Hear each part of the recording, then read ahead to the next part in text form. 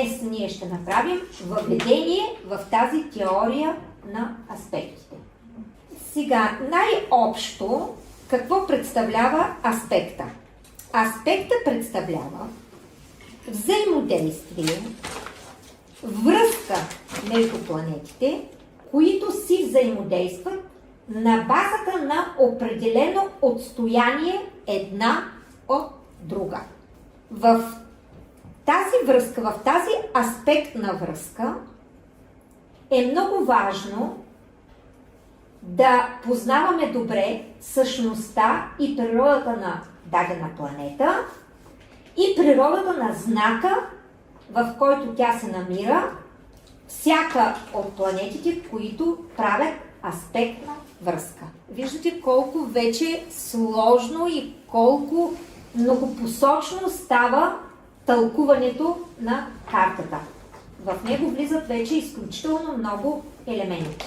През аспектите ние се срещаме с динамиката, която съществува във всеки един личен хороскоп. За да се запознаем с аспектите, хубаво е в началото да направим една въвеждаща класификация. Класификацията става на няколко нива. Първото е в зависимост от силата на аспектите. Най-динамичният и важен аспект е съвпада между планетите. Защото при съвпада планетите директно се събират все едно като приятелки, които си отиват на кафе, нали? И си казват, айде сега сядаме, ще пием кафе и ще си говорим. Така и планетите се срещат и си казват, айде сега ние ще се съберем и ще работим заедно в този хороскоп. Най-напред класификацията е по силата на аспекта. В зависимост от силата на аспекта съществуват мажорни аспекти. Тези аспекти, всички аспекти, които съм описала е тук, са така наречените мажорни аспекти.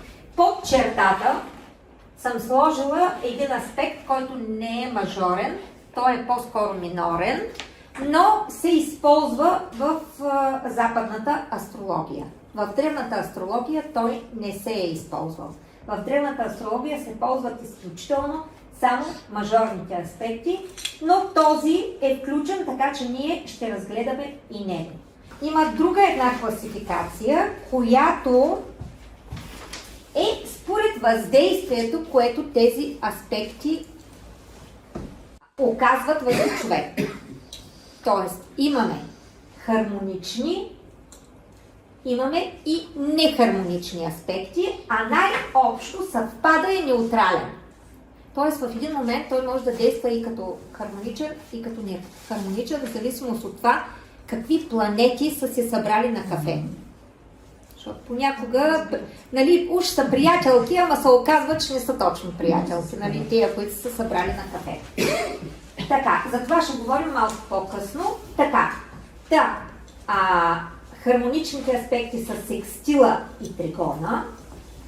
Ето тези оранжевите са хармоничните аспекти, а нехармоничните аспекти са квадратурата и опозицията, които общо взето създават противоречия и доста трудности и страдания в живота на човека, но те, за сметка на това пък, ни помагат в нашето развитие и в нашия еволюционен път.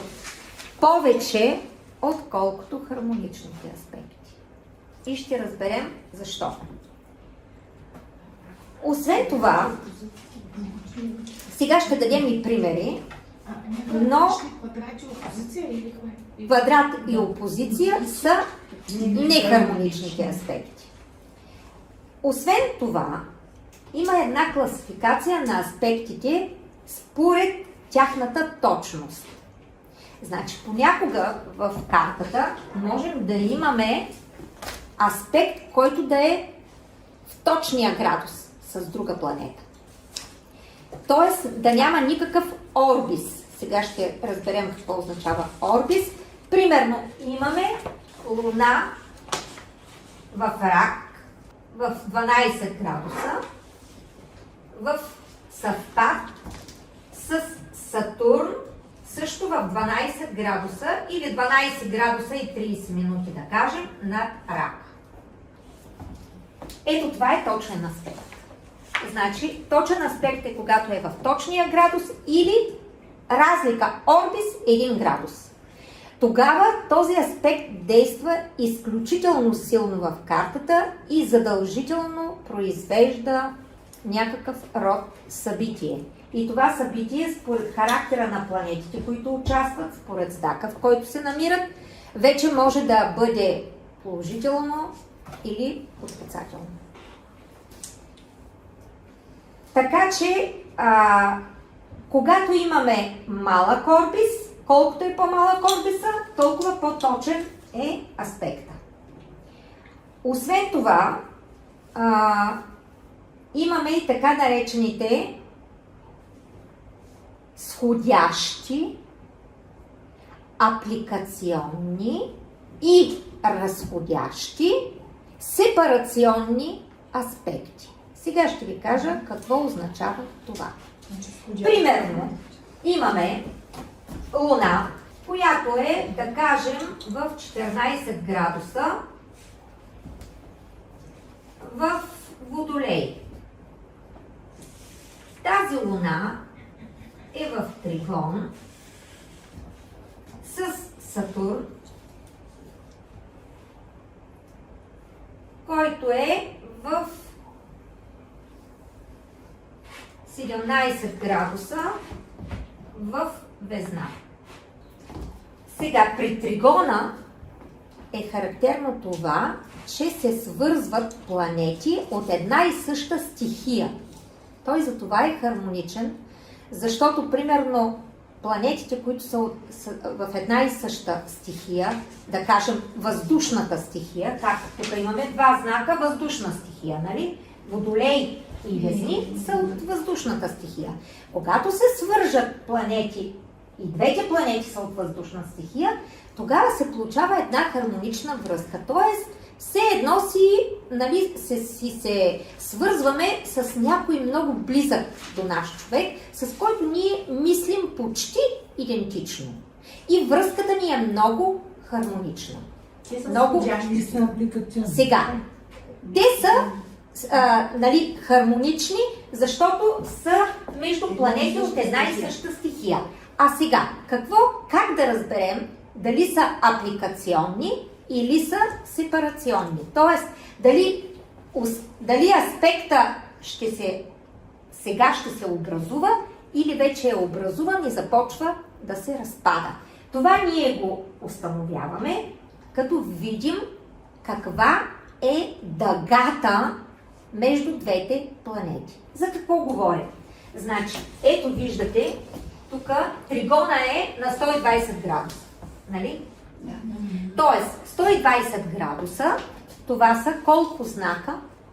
4 по 3, 12. Значи, ето го тук, виждаме го, че той е между 4 знака. Обаче, ние имаме съответно и градуси.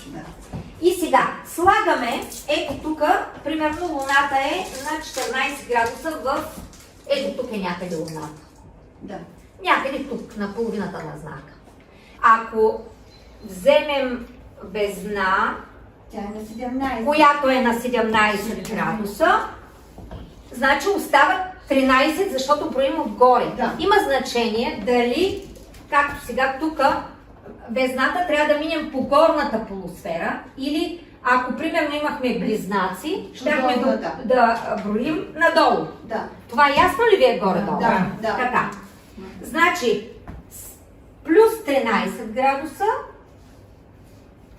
и плюс колко знака казахме, че остава?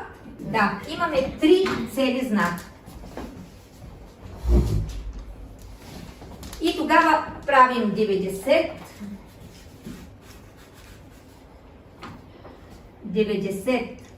градуса плюс 27. 117 градуса. Колко градуса остават до 120? 3. Значи имаме апликационен тригон. Тоест имаме сходящ тригон. За да се получат 120 градуса, трябват още 3 градуса, т.е. предстои след 3 градуса да се получи пълният, точният тригон. Тоест, когато дъгата е по-малка от точния аспект, тогава имаме сходящ. Когато дъгата е по-голяма от точния аспект, примерно, ако тук не е 17 градуса, ами да кажем, не, 22 градуса. Значи, тогава към 117 е тия, вместо 17 до 22 имаме 5 градуса, нали? Да. Тогава тия 5 градуса, като ги прибавяме и тук, вместо 117 градуса, ние колко ще имаме? 122 градуса. И в такъв случай вече, значи точният аспект започва да преминава, т.е. имаме разходящ аспект. Сега, каква всъщност е разликата между сходящия и разходящия аспект и защо е важно? Защото когато е сходящ аспекта, значи енергията се събира, тя се акумулира, той е силният, той е динамичният, по-действащият аспект е този. Разходящият вече енергията е преминала точната точка и самия аспект започва леко да се разпада. Тоест енергията започва да отшумява, да намалява. Тоест, когато имаме в хороскопа си един разходящ аспект, той няма да действа с такава сила, с която действа точният или сходящият аспект. Сега, трябва да кажем и нещо друго. Значи, за да бъде аспектът динамичен, за да бъде активен, за да действа силно в хороскопа на човека, орбисът обикновено е максимум 5 градуса. Ако хороскопът мине тези 5 градуса, това означава, че вече той няма такава силна енергия в себе си и няма да произведе такива важни събития в живота на човека. От тази гледна точка, нали, е много важно да видим в нашата карта и да разберем какви са ни аспекти. Сходящи ли са, разходящи ли са, в орбис ли са, в широк орбис ли са. Примерно, орбисът в аспекти, в които участват светилата, може да бъде малко по-голям. Примерно, Слънцето може да бъде до 10 градуса, Луната може да бъде до 9 градуса. Тоест, при тях енергията, която тече, е по-голяма и поради тая причина те действат и при по-голям орбис.